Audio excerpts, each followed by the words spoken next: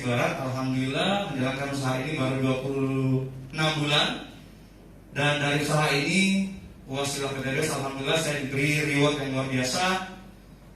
8 motor cash, 9 mobil cash, 2 Pajero cash, dan 2 rumah luxury senilai 1 miliar. Ya. Dan hari ini luar biasanya, karena kita akan belajar satu produk yang menjadi unggulan kita saat ini yang lagi viral-viralnya, dan sengaja kami datangkan konsultan langsungnya untuk kita benar-benar mempelajari secara detail, karena luar biasa Bapak Ibu, kita paham bahwa selama ini di masyarakat itu yang namanya pupuk itu sangat dibutuhkan. Bisa kita bilang bahwa uang bergulir di masyarakat untuk membeli pupuk itu miliaran bahkan triliunan rupiah. Sepakat Bapak Ibu? Nah, dan hari ini kesempatan kita untuk belajar bagaimana cara merubah mindset petani Indonesia. Mereka membutuhkan pupuk, membeli pupuk, tapi mereka bisa mendapatkan hasil maksimal bahkan miliaran rupiah dari pembelian pupuknya. Bisa dipahami juga Bapak Ibu ya? Jadi hari ini kita memanfaatkan waktu ini dengan semaksimal mungkin, kita belajar kepada ahlinya. Bapak Ibu ini luar biasa, ini perdana di Indonesia Timur dan Anda orang yang paling beruntung karena hari ini mendapatkan tiket untuk ikut di acara ini. Tepuk tangan untuk kita semua Bapak Ibu. Masya Allah ya, baik. Tapi saya mau coba dulu nih, biar lebih semangat. Kalau saya sapa apa kabar, boleh kita jawab merdeka, boleh begitu? Tangannya bisa merdeka Bapak Ibu. Ya ini masih pagi-pagi, kita harus semangat Bapak Ibu ya. Karena yang membedakan kita dengan orang di luar sana itu semangatnya. Kita datang di sini jangan sia-siakan, kita harus semangat di sini. Karena kita harus bisa mengambil semua ilmu dari beliau. Boleh Bapak Ibu? Apa kabar? Masih ada yang tidak semangat Bapak Ibu? Kayaknya nggak sah saya mulai acara ini kalau tidak semangat. Boleh kita mohon izin ya Bapak Ibu dari belakang. Saya sementara ini saya buka. Kalau kita menjadi pengguna pupuk, lalu kita mengajak masyarakat petani untuk menjadi pengguna pupuk organik ini, lalu tiba-tiba dalam ambulan dikasih Pajero cash, mau? Harus lebih semangat. Apa kabar? Luar biasa, tepuk tangan untuk kita Bapak Ibu semua ya. Dan hari ini Bapak Ibu kita akan belajar full tentang eco farming. Jadi seharian ini mulai dari jam 9 pas kita akan masuk di materi sampai dengan jam 5 sore sebentar, dan langsung diantarkan oleh konsultan eco farming pada PTBS yang luar biasa. Kita beri aplaus yang luar biasa kepada Bapak Haji Munir bersama dengan Ibu Indrianti. Boleh berdiri Bapak Ibu. Siap. Ulang lagi dong yang Bapak Ibu ya. Luar biasa. Terima kasih Bapak Ibu, silakan duduk. Jadi Bapak Ibu hormati, berita gembiranya ini beliau pertama kali datang ke Kota Makassar untuk kita semuanya. Jadi kalau Bapak Ibu hari ini tidak belajar full, yang rugi kita, bukan beliau Bapak Ibu, betul?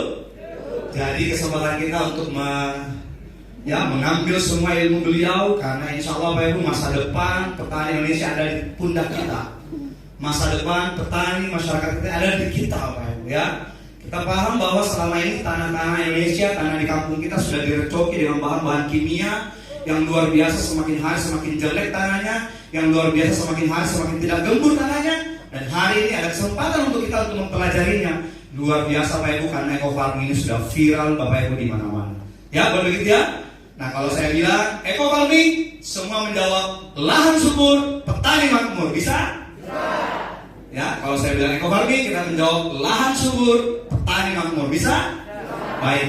Eco farming, lahan subur, petani makmur. Luar biasa, tepuk tangan untuk Anda semua Bapak Ibu. Ya, terima kasih. Dan sebelum kita mulai acara kita hari ini, mari kita tundukkan wajah kita dan kepala kita sejenak, mengharap ridha Allah yang Maha Kuasa, dan kita berdoa sesuai dengan keyakinan kita masing-masing agar acara atau training kita hari ini mendapatkan berkah ya, dan semua ilmu bisa kita ambil semua di hari ini. Baik, untuk baca doa ya, mari kita berdoa Bapak Ibu sesuai dengan keyakinan masing-masing. Berdoa dimulai.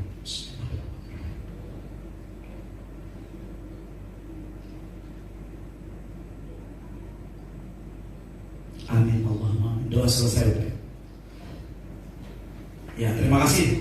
Dan Bapak Ibu yang saya hormati, alhamdulillah training eco farming ini sebenarnya sudah banyak sekali yang minta dari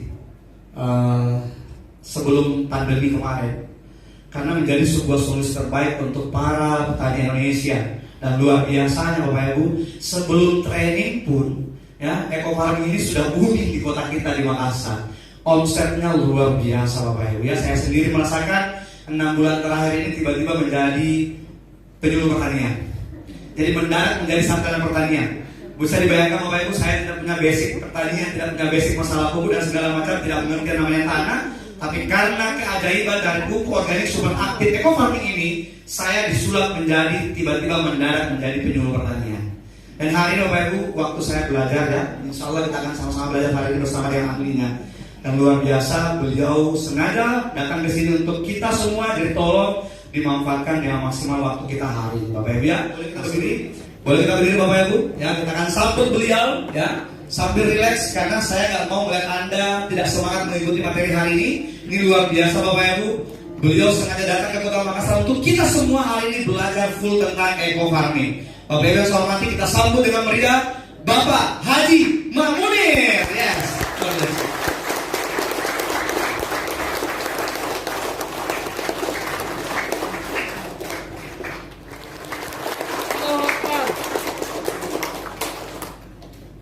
Bismillahirrahmanirrahim.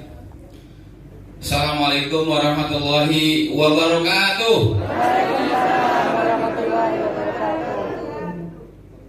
Bismillahirrahmanirrahim. La haula wala quwata illa billah. Rabbi shrah li sadri wa yassir li amri uqdatam lisani yafqahu qawli. Amma ba'du. Hadirin, saya merasa haru dan bangga. Pertama, pengalaman saya menginjak Sulawesi. Yang kedua, insya Allah hadirnya saya di sini semata-mata ingin berbagi ilmu dan berbagi pengalaman untuk Bapak Ibu sekalian menjadi sukses. Amin. Oleh karenanya, mudah-mudahan di bumi Sulawesi ini eco farming menjadi suatu harapan besar buat petani Indonesia. Tepuk tangan buat eco farming dan kita semua sukses. Silakan untuk duduk kembali.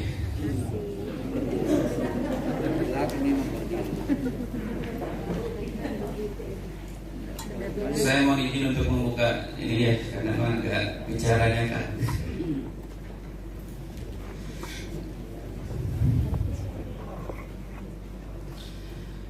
Bapak Ibu sekalian, wabil khusus leader kita, leader nasional Bapak Amir, mohon izin juga pada Ibu, Bapak sekalian yang jauh mungkin saya tidak mengenali satu persatu, khususnya di Kota Makassar ini. Kita semua insya Allah hari ini kita belajar tentang apa itu pertanian, apa itu eco farming, apa saja yang dilakukan, apa saja yang dipersiapkan. Bapak Ibu sekalian, sebelum dimulai saya mau tanya, tadi Pak Masir pertanyakan ini yang member dan bukan member kan? Ya. Sekarang ada nggak petani di sini? Berapa orang coba pengen tahu? Yang merasa petani? Petani ya? Ya. 1, 2, 3, 4, 5, 6, 7, 8, 9, 10, 11, 12 ya. Lumayan. Ini kurang lebih 20% lah ya petani. Yang pengusaha tani? Usaha tani juga. Nah, ada berapa orang nih? Sedikit ya. Nah, bingung kan? Definisinya aja bingung, mana pengusaha tani, mana petani kan? Ya, ingat Pak, kalau petani itu, mohon maaf ya, biasanya petani itu bertanam, panen selesai. Tapi kalau pengusaha tani itu mulai dari bagaimana kita dapat pupuknya, harus harganya berapa supaya minimal dalam produksinya, terus hasilnya mau dijual kemana. Yang jelas pengusaha tani itu bermentalkan pengusaha, Bapak Ibu sekalian. Mungkin di sini semua juga termasuk pengusaha tani, betul nggak?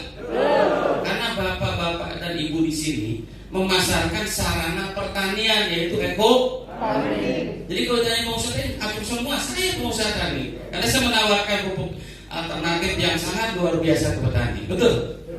Saya ulang lagi, mana petani di sini, ada berapa orang? Ya, kayak tadi lah. Yang pengusaha tani. Nah, begitu Bapak Ibu sekalian. Jadi pengusaha tani ini orang yang memang bekerja atau orang yang memang berkaitan dengan dunia pertanian, mulai dari pupuk, mulai dari obat-obatan, mulai dari sarana, alat dan sebagainya. Yang tujuannya pembedanya antara petani dengan pengusaha tani bermentalkan bisnis dan tidak hanya menyerah dengan hanya hasil sekian ton saja. Kalau pengusaha tani dia harus bagaimana memikirkan usahanya bisa maksimal. Kalau perlu 1 hektar bisa 50 ton, Pak. Mungkin Bapak mentertawakan hari ini, tapi suatu saat itu terjadi, Pak. Kenapa? Saya juga sudah memprediksi kenapa. Pertama ya kita harus melakukan sesuatu yang baik sesuai dengan prosedur. Baik Bapak Ibu sekalian, sebelum kita mulai ke materi, saya sedikit mengajak merenungkan diri kita tentang dunia pertanian itu apa saja.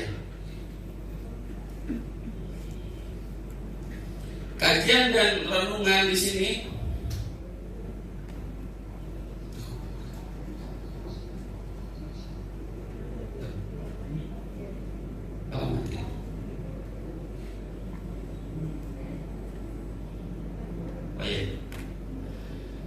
Bapak Ibu sekalian, Allah Subhanahu wa Ta'ala yang sudah mengatur dunia ini, menciptakan bumi, langit dan seisinya, ya termasuk kita di dalamnya, itu sudah jauh sebelumnya diperhitungkan, dan di sana ada sebuah standarisasi, normalisasi ataupun keseimbangan di alam ini. Ada laut, ada daratan, ada udara, ada air, ada tanah, yang semuanya diatur sama Allah Subhanahu wa Ta'ala. Dan keseimbangannya akan terus mencapai titik kestabilan yang paling hakiki. Ingat, ketika ada sesuatu yang kurang, ketika ada sesuatu yang terganggu, maka alam akan melakukan normalisasi secara alamiah. Semata-mata Allah yang telah memberikan sebuah pembelajaran buat kita semua. Kita mendengar bencana-bencana yang ada di pertanian, betul? Mungkin tanpa sadar kita yang melakukannya. Karena Allah dalam hal ini menciptakan manusia sebagai khalifah di muka bumi ini untuk mengatur semuanya semata-mata kehendak Allah, dan kita harus belajar dari alam dan kita harus banyak peduli padanya. Bisa dibayangkan Bapak sekalian, petani itu biasanya untuk tanamannya saja, betul atau tidak? Tidak pernah melakukan pemupukan di tanah, karena tanah terus akan diperas, tapi tidak pernah mempedulikan di sana. Makanya ada bahasa energi itu nggak pernah hilang, tapi energi itu hanya berubah bentuk. Contoh Bapak sekalian, hujan itu berasal dari mana? Kalau secara hakikat dari Allah, tapi dari air laut yang diuapkan langsung diturunkan hujan. Betapa sempurnanya Allah telah mengatur. Begitupun setelah diturunkan meresap ke tanah dan lari lagi ke laut, betul tidak? Cuman inilah proses yang ada. Cuman beginilah kita harus, bagaimana kita melakukan. Stabilitas ini harus kita sepakati bahwa bertani itu kita harus selain optimal, biayanya minimal, hasil maksimal, dan jangan lupa lingkungan juga harus ramah, artinya tidak membahayakan anak cucu kita nanti. Betul kan?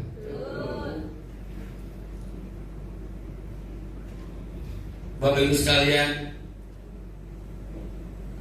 hama yang menjadi momok ataupun menjadi suatu pikiran masalah bagi para petani, betul? Penyakit dan lain sebagainya, sesungguhnya itu tidak ada Bapak Ibu sekalian. Kenapa saya katakan demikian? Karena di mana-mana manusia ataupun makhluk lainnya tidak ada yang berbuat jahat, kecuali kesombongan dan keserakahannya lah yang menjadikan mereka berubah. Betul kan? Hama pun demikian Bapak sekalian. Ya, Bapak bisa bayangkan, hama itu makhluk Allah, Pak. Dia itu pengen makan, pengen minum, ya kan? Tapi oleh petani ini, anggaplah petani ini tidak mengerti, disemprot, matilah mereka. Tapi mungkin ada sebagian nggak mati. Kira-kira yang nggak kena marah nggak? Marah. Balas dendam lah. Karena naluri binatang seperti itu. Jangankan binatang kita aja Bapak sekalian, sedang makan dan sedang ngumpul begini, balik dan polisi pakai water cannon. Kira-kira Bapak marah nggak? Jadi ternyata hama itu sesuatu yang merusak, sesuatu yang menjadikan ketidakseimbangan. Itu yang dikatakan. Sesungguhnya Allah tidak akan membiarkan kehancuran ini. Maka dari itu Bapak sekalian, dalam surat Ar-Rum ayat 41 ya, bahwa tidak ada kerusakan di muka bumi, ya kan, kecuali itu karena semata-mata ulah manusia sendiri. Dan Allah memberikan satu pembelajaran buat kita supaya kita terus berbuat baik. Kita selalu berbuat untuk kemaslahatan umat dan kedamaian di muka bumi ini. Tentunya juga mewariskan bumi Indonesia ini pada anak cucu kita yang ke depan. Pertanian kita akan lebih bangkit dari keterpurukan. Inilah yang harus kita renungkan.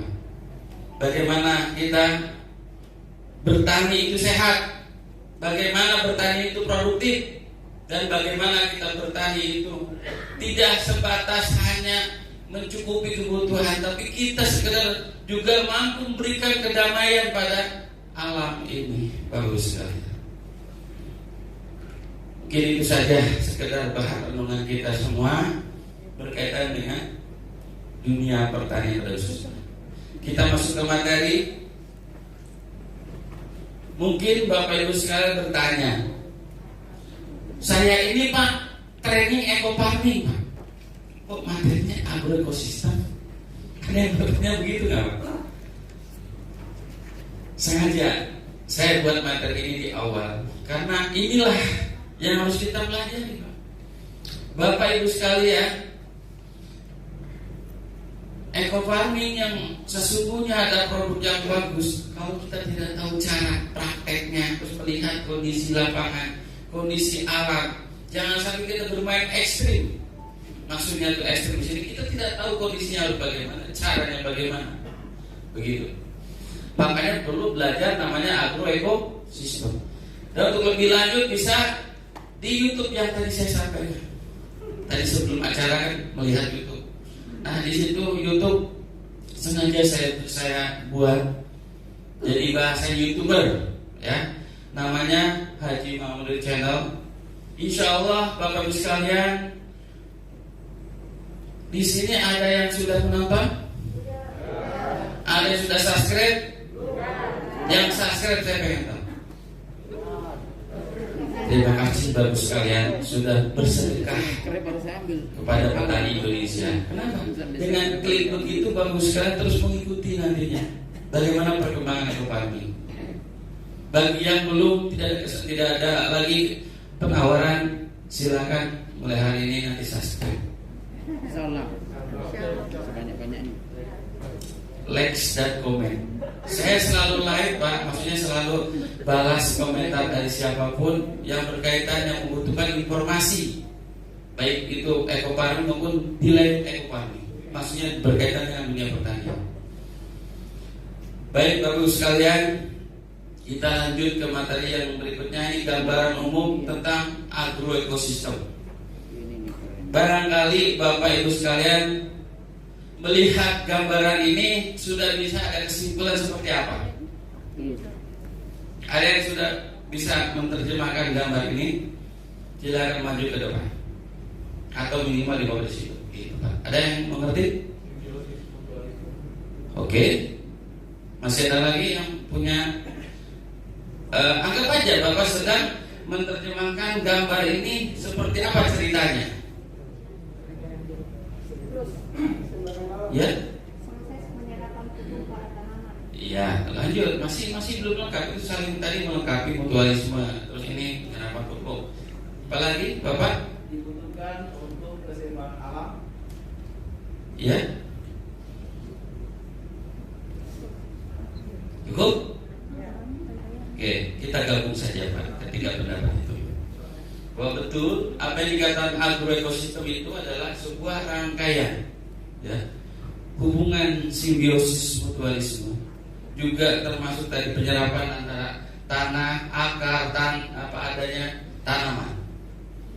Begitupun jadi suatu siklus.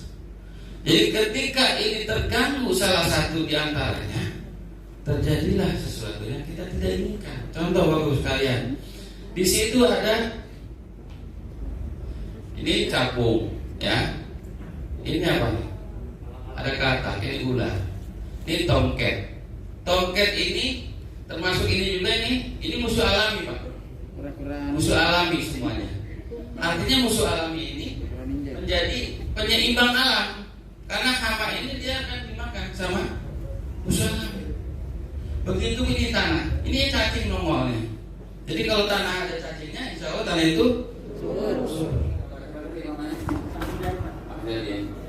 Jadi begini Pak, untuk berkaitan dengan penggunaan pupuk kimia, ya, yang Bapak tanyakan kenapa mesti 20%, nggak belajar murni misalnya nggak usah pakai, ya.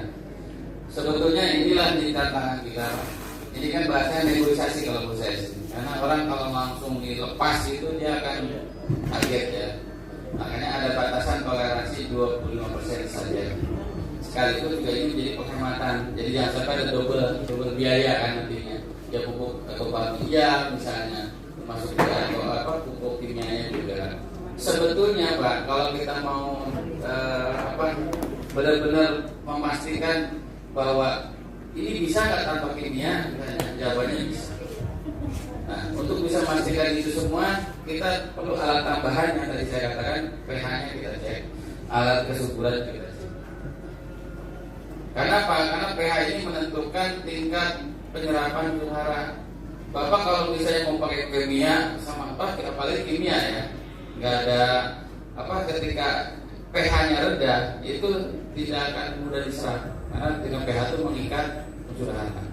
Nah bedanya kalau ekofarming ya, tanpa kimia pun bisa jalan. Kenapa? Karena pH-nya itu udah normal. Tapi kalau pH-nya kimia itu cenderung asam. Jadi terus keduanya, jawaban yang tadi pertama 20% itu Pak, itu batas yang sudah pernah diuji ya. Ada yang 25, ada yang 50%, ada yang 30%, bahkan yang 0% yang ada di buku saya itu hasilnya sama. Ya. Jadi artinya kalau sama saja ngapain pakai kimia kan gitu. Nah, terus penambahannya apakah murni dengan ekofarming atau tambahan lain? Kan begitu Pak. Nah, untuk organik tadi saya sampaikan untuk pengolahan tanah itu mesti ada penambahan bahan organik. Bisa dari rumput yang tadi dijadikan pupuk kompos atau tambahan kotoran hewan. Itu akan diubah. Untuk pertanyaan itu ya. Yang kedua tadi Pak, yang keduanya. Oh yang bukan tanah pindah itu. Jadi tabur ya. Oke. Karena memang umumnya di Sulawesi yang setahu saya juga punya mitra di Sidrap itu dia tabur langsung, ya kan? Tabela lah istilahnya, tanam benih langsung. Nah perbedaannya begini Pak, kalau tabela biasanya kan kecenderungannya itu di tanah yang memang kurang air ya, atau airnya yang terbatas gitu. Nah, terus keduanya untuk tabela ini ada sedikit perbedaannya bahwa pemupukan ekofarming bisa sampai 6 kali Pak dengan ekofarming. Nah kalau yang tanam pindah nih, khusus yang tanam pindah itu persemaian harus disemprot juga dengan ekofarming. Umur berapa? Umur 10 hari. Kalau yang di pembibitan ya. Bahkan untuk perendaman benih mau sim tabela atau sim tanam pindah, perendaman benih gunakan larutan ekofarming. Jadi sempat saya nggak sampai cerita, tapi karena ditanyakan jadi ingat ke sana. Jadi ketika kita mau merendam benih, larutannya itu pakai larutan ekofarming. Ukurannya larutan biasa. Jadi kalau misalnya air rendamannya 10 liter, ya berarti ekofarmingnya sekitar 100 mili. Gitu Pak. Itu berlaku untuk yang mau tanam pindah atau tebar langsung. Tetap harus direndam dulu supaya perakarannya lebih cepat tumbuh. Dan kalau perakaran sudah tumbuh jangan nunggu sampai panjang 1 cm. Saya Hadid Pak. Boleh? Tepuk tangan dulu dong. Ya, luar biasa. semoga berbicara tentang orang ya. Oke, siap. Baik, terima kasih banyak. Apa kabar? Baik, terima kasih banyak. Nama saya Pak Iqbal, dikenal di media Bang Haji. Ya, saya tidak berlama-lama karena waktunya ini kan kita bercerita. Saya juga tidak mengajar di. Jadi kenapa kemarin kita kenapa kemarin kami di Kabupaten Indrekang ya tiba-tiba berubah, tadinya pengurus umroh berubah menjadi PPL. Ini gara-gara kemarin di Pak Haji ya. Saya ditanya, Pak Haji sarjana apa? Saya bilang saya juga insinyur, tapi insinyur mesin. Apa kaitannya Kopar nih? Nah, rahasia kami, khususnya tim Halilintar, kami tidak berdebat, Pak Dokter. Ya, bagi kami tidak berdebat. Saya gali apa permasalahannya, dan yang paling saya gali adalah saya tanya sudah berapa lama dia jadi petani. Dari tahun ke tahun, puluhan tahun jadi petani, sampai turun temurun ke cucunya, apa yang didapatkan dari petani? Itu yang pertama. Kemudian kami selalu menggali apa permasalahan sesungguhnya petani, curhat bahasanya. Nah, dari situlah kami tahu bahwa salah satu testimoni di Kabupaten Indrekang ada tamu tak diundang di tim kami. Ya, kami ada acara panen raya petani bawang. Tiba-tiba ada satu angkat tangan mengaku, Pak Haji, saya ini sudah puluhan tahun tanam bawang merah. Rata-rata kalau nanamnya biasanya dia menanam sekitar 300 kilo bawang merah bibit. Dia paling tinggi Pak Haji, ini dalam kondisi normal, paling tinggi bisa mendapat 4 ton. Lalu terus apa hubungannya dengan kami Pak? Lah itu yang pupuk eco-racing, bukan eco-racing Pak, eco-farming. Ya. Nah, itu adik saya pakai, itu pun salah caranya. Ini Pak Haji tidak dari dasar. Dia karena antara percaya dan tidak, lalu dia coba-coba. Apa yang terjadi? Hasil coba-coba saja berubah dari 300 kilo bibit yang biasanya hanya 4 ton mendapatkan 7 ton yang terjual. Belum dihitung yang tidak dijual. Jadi saya bilang sisanya tidak dijual, boleh dibagi-bagi. Alhamdulillah di tim saya, tim Halilintar, pulang dari mereka semuanya bawa bawang merah. Saya kan tak cuma bagi. Nah, tapi intinya yang saya berbagi kepada teman-teman semua, calon-calon insinyur pertanian eco-farming yang tapi kalau PPL yang betul tadi pura-pura lewat, ini boleh berteman, boleh tidak berteman, karena kami juga korban PPL Pak. Mohon maaf jangan ada tersinggung. PPL itu tidak semuanya berpihak kepada petani, tapi berpihak kepada dirinya karena adanya tanda kutip ada perusahaan produk formulator yang turun ke lapangan. Jadi tolong jangan terlalu open. Pada saat ada nanti demplok, jangan diumumkan dulu Pak. Kami sudah alami, kami sudah korban. Dianggap gagal karena ada tanda kutip dia memberikan penambahan di luar yang seharusnya, bahkan bertentangan dengan eco-farming. Ya, ini Pak Haji, eco-farming kami diisi dengan kencing sapi. Ya, akhirnya dianggap gagal. Jadi untuk mendapatkan hasil dari eco-farming harus betul-betul kita kuasai, harus kuasai kandungannya dan mampu meyakinkan petani bahwa kita juga insinyur pertanian. Lahir dari eco-farming. Alhamdulillah kemarin 2 kecamatan seluruhnya ada penyuluh, mulai Pak Camatnya, Pak Lurahnya. Saya berbicara di depan seolah-olah insinyur pertanian. Karena kenapa? Mampu meyakinkan bahwa dengan pola pikir masa lalu, pola kerja masa lalu dirubah dengan kehadiran eco-farming, pola pikir masa kini, pola kerja masa kini bisa menghasilkan 2 kali lipat. Nah, ini yang memang perlu diterapkan lebih banyak.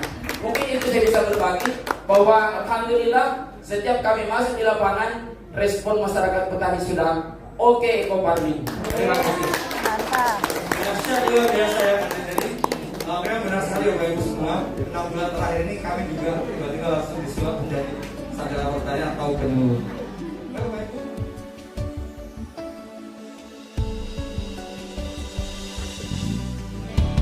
Terbentang luas kekayaan alamnya, juga satwa dan seisinya. Mari kita jaga kelestariannya untuk kehidupan bersama.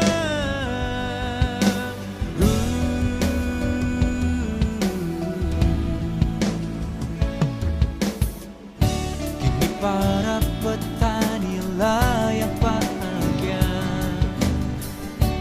nah hasil kebunnya melimpah, dan penghijauan di mana-mana. Sudah layaknya kita bersyukur saja. Terima kasih sudah menonton video YouTube saya, Haji Mak Munir Channel. Jangan lupa like, comment, share, and subscribe ya. Dan aktifkan juga lonceng notifikasinya supaya tidak ketinggalan video selanjutnya, agar video ini terus berkembang dan bermanfaat. Salam petani cerdas, eco farming, lahan subur, petani makmur.